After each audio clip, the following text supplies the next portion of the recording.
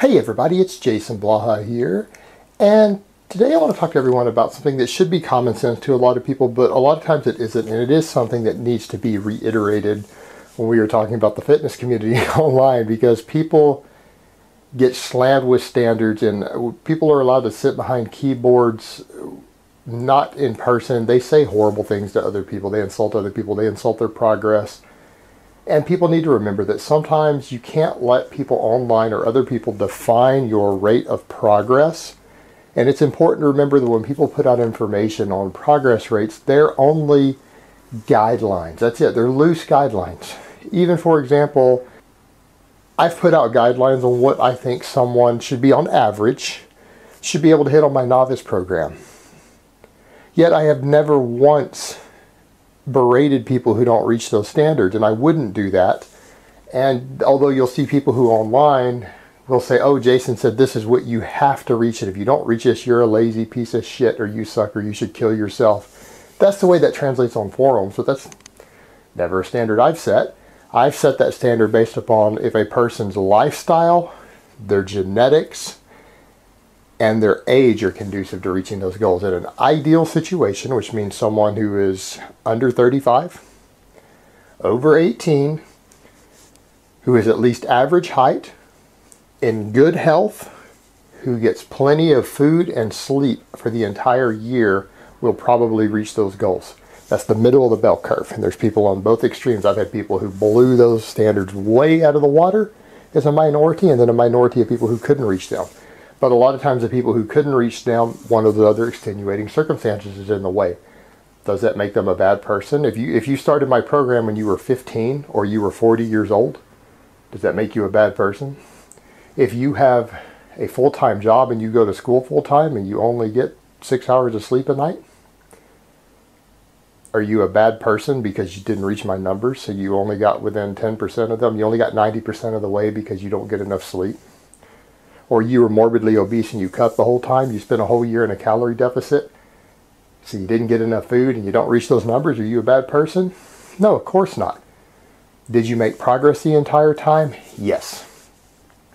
Or case in point, you'll get people online who will use myself as an example.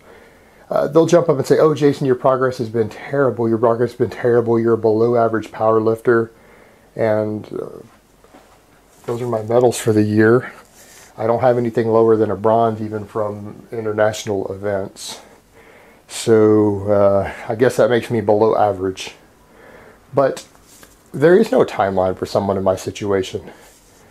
How many case studies do we have on former elite lifters who spend a year in bed, 3 years off training, and a subsequent 3 years off of drugs before that? So they go completely natural, no drugs for 6 entire years.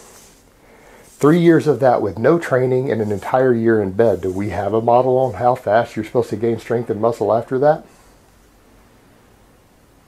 Particularly when they're middle-aged, when they're over 35. I turned 38 in 3 weeks. So I don't think we have a model, but all things considered, I place in the top 10% of powerlifters around the world at my meets. I get medals at every meet. I've been invited to the Worlds. I've been invited to the European Championships. I think I've done pretty good. Would I have liked a better time frame? Yeah. Am I happy with my performance? Hell no. Not even close. Because I've hit those numbers as a natty when I was 22. Everything I can do right now, I've hit at a lighter body weight, completely clean, not even on creatine, let alone steroids, at 22 years old.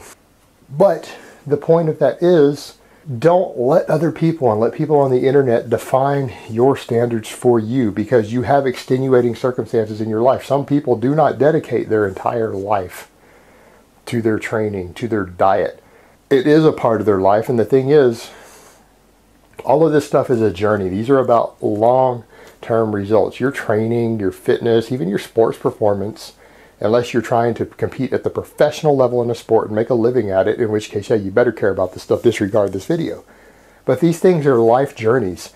As long as you are making continual progress, every time that you step back and you measure your progress and you say, am I closer to my goals or not? At least one of my goals, have I gotten closer since I checked last time?